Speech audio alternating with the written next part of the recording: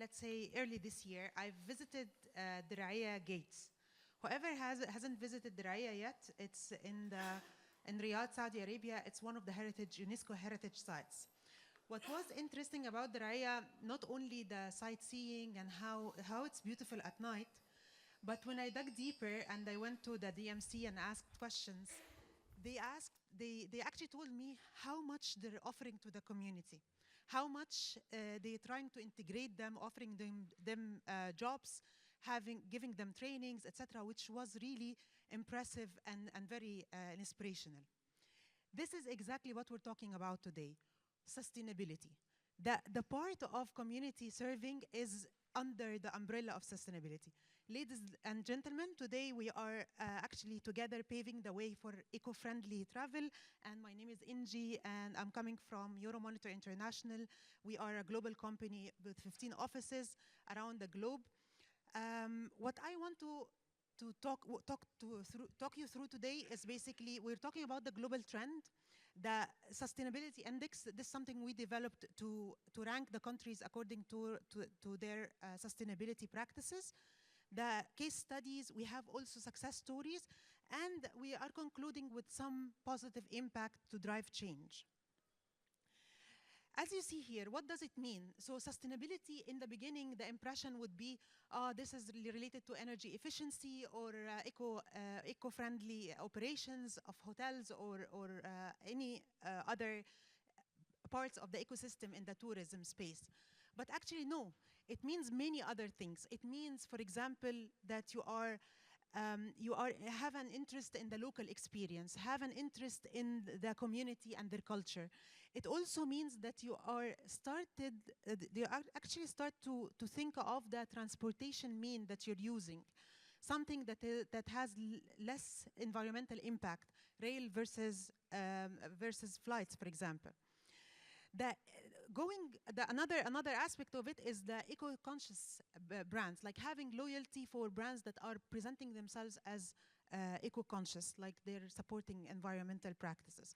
So it's not the rooms or the waste control or reduction, it extends to many other aspects. That's why we have a very interesting connection between the cultural tourism and sustainability, in a way that how the cultural tourism is related to integrating the travelers into the local community, having local experience. But also we started looking at other variables, like, for example, visits museums, national parks. And when you see those are on rise, then you know that culture and sustainability goes hand in hand, because this type of traveler is actually interested in sustainable tourism. We have a survey in Euromonitor that is actually, we are conducting every year with the travelers, and we are asking questions related to travel, the practices, how much they're willing to pay, etc. So we have grouped the travelers into different groups. What was interesting from this survey, as you see here, that all of them, all type of travelers, where their culture, digital or eco-adventurer, they're all actually willing to pay more for sustainable practice, which is telling us a very important message. This is going to be the future, because as we will see in a bit, the generations that we're going to serve next, they're very well aware, and we will see in a bit. Another indicator for us was the rail and the growth of rail versus flights, etc. Why? Because the electric trains have lesser impact on the environment and they're more eco-friendly. So by 2030, we're expecting the share to grow. So what other things are happening here? We have the sustainability-led travel, which we started hearing new terms like regenerative tourism that's happening in New Zealand, for example. We started having travelers that are looking at leaving the place better than they've actually came to. And the biggest thing that is happening now, the Gen Z and their obsession with wellness and eco-friendly and sustainable, they're very well aware, and actually those are the ones who will judge the brands later on their sustainability practices. We have several examples of, for example, the MSC Europe, they're using alternative for fuel, and also they're using a technology to lower the noise for their cruises, and the noise for the underwater living. And also we have Alaska, which started actually using an alternative for the fuel in order to lower the impact on the environment. We'll come now to the index, which the index has many elements, and we will go through it quickly. We have an element related to environment, economic, transport, as you see here, social responsibility, the sustainable lodging, etc. So quickly, we will tell you what were the key takeaways here. So findings, simply Europe on the top, because the EU is imposing certain sustainability practices on the partners or players in the ecosystem. But we started also seeing consumers getting higher interest in ecotourism, and we started seeing partnerships with the smaller companies, technology companies, that actually help that journey to go through. As you see here, most of the top countries are Europe, but we also started seeing Latin American countries, Guatemala and Ecuador, coming into play.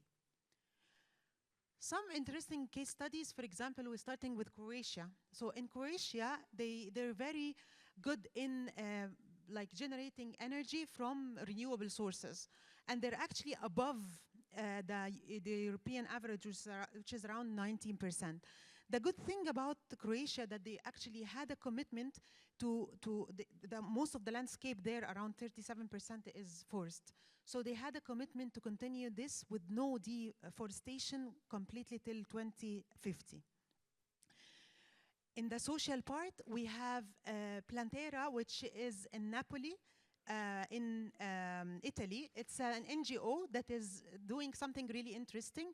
They are offering social services to the population, especially immigrants, etc. But they're also combining that with the travel. So they're inviting the travelers into those community activities and encouraging them to be integrated with the people living there.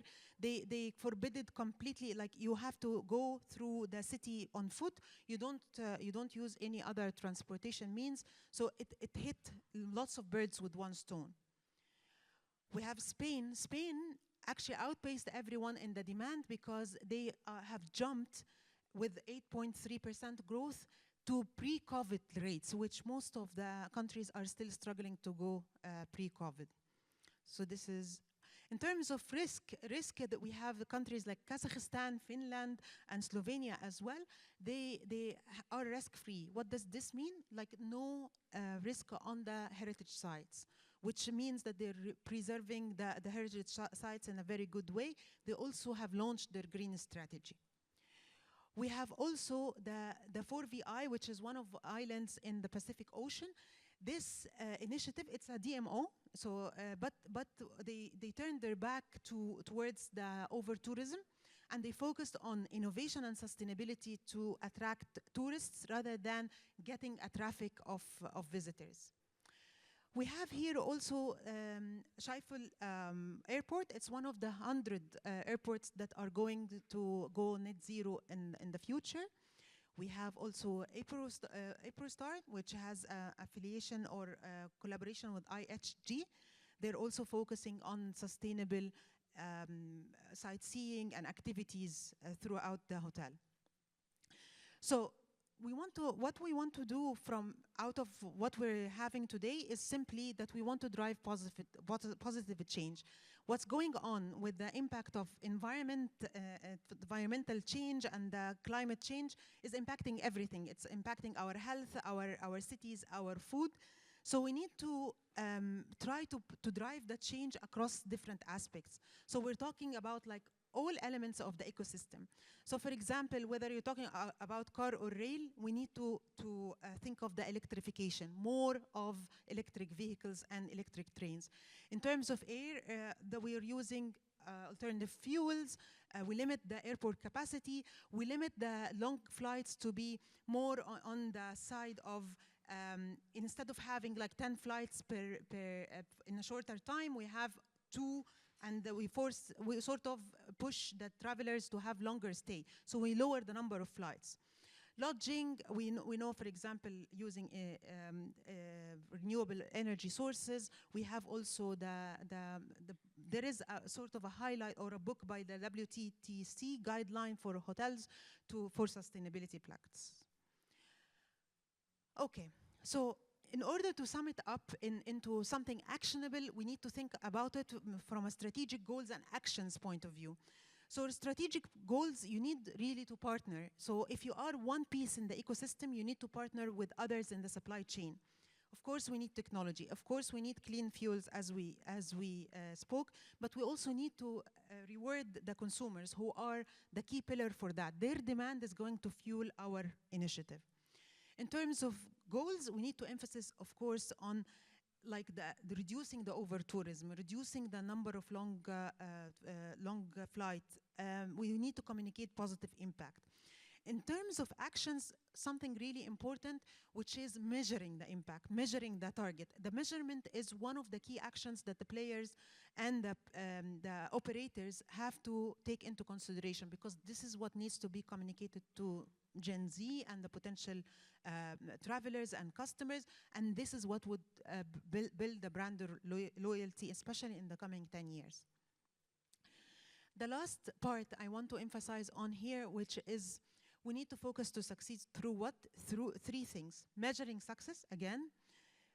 Educate the masses. So whoever, like, we need to communicate our message. We need to teach the world what does it mean, what's the impact, etc. And we need to pitch perfect, especially to consumers, because they are our actually they are our future customers.